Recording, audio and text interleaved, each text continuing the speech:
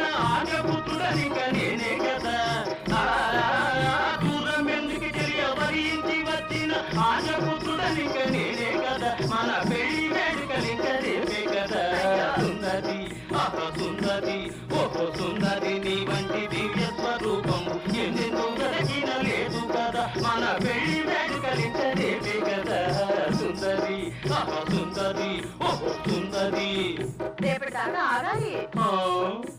ఆగుమంచు తగియార మరలెందుకే సొగసులన్నీ నాకు నచ్చే కదా ఆగుమంచు తగియార మరలెందుకే సొగసులన్నీ నాకు నచ్చే కదా నీ వగల నా విరసము